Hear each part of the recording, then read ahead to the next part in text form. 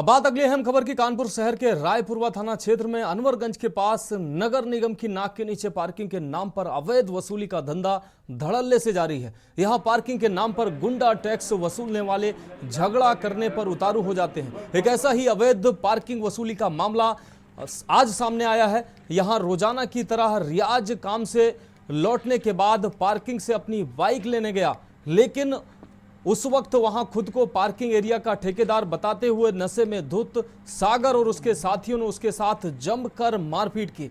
वहीं रियाज का कहना है कि जब वो इस मामले को लेकर थाने पहुंचा तो उन्होंने सुबह आने की बात कहकर थानेदार ने सुबह आने की बात कही, और जब वह सुबह मेडिकल कराकर गया तो रिपोर्ट 2 दिन बाद देने की बात कही जा रही थी, जिस कारण उसकी एफआईआर दर्ज नहीं हो पाई। ऐसे में सुबह और शाम करती रही पुलिस, लेकिन अब तक इस पीड़ित व्यक्ति की एफआईआर दर्ज नहीं हुई है। जब ये व्यक्ति सुबह थाने पहुंचा तो थानेदार ने कहा शाम को आना, जब शाम को पहुंचा तो बोला अगले दिन आना। इसी तरीके से ये चल रहा है। अब तक पुलिस ने इस पीड़ित व्यक्ति की एफआईआर दर्ज नहीं की है, जबकि तस्वीरें आप साफ तौर से देख पा रहे हैं कि व्यक्ति को मरणासन हालत में कर दिया गया है। पार्किंग के नाम पर अवैध गुंडागर्दी करने वाले लोगों ने किस तरीके से मरणासन हालत में व्यक्ति को कर दिया है।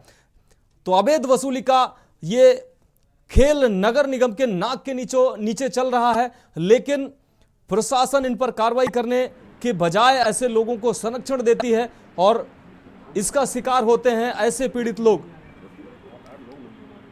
हम अनवरगंज स्टेशन के पास अपनी बाइक खड़ी किया था और वहाँ से कन्नौज में गए थे काम करने। तो वहाँ से वापसी आए, करीब 12:50 का टाइम था और स्टैंड वाले को सब लोग सो रहे थे। वहीं बगल में पास में ही 5-6 लोग बैठ के नशा कर रहे थे, शराब पी रहे थे या सिगरेट गांजा कुछ भी पी रहे थे, लेकिन नशे में धुत थे। तो हमने स्टैंड वाले को जहाँ गाड़ी पार्किंग लगाई थी उनको हमने आवाज़ दी, तो उन लोगों ने हमें गाली दे दी। बोले कि भाई यहाँ खड़ा होकर मत चिल्ला।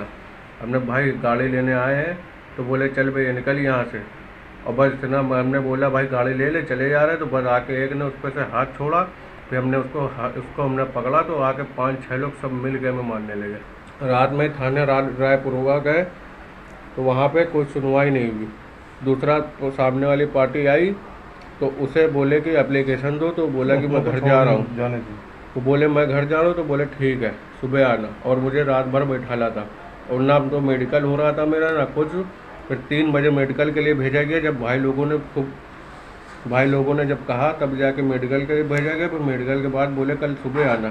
फिर आज सुबह गए तो बोले एप्लीकेशन फिर से लिख के दो। फिर एप्लीकेशन लिख के दे तो दिया, तो बोले कि 5 बजे आना। फिर 5 बजे गए तो फिर दूसरे एसआई मिले, तो वो बोले फिर लिख के दो। फिर एप्लीकेशन लिख के दिया तो बोले कि अब सामने वाले की भी एप्लीकेशन हो जाएगी, जब कार्रवाई होगी, ऐसे नहीं होगी।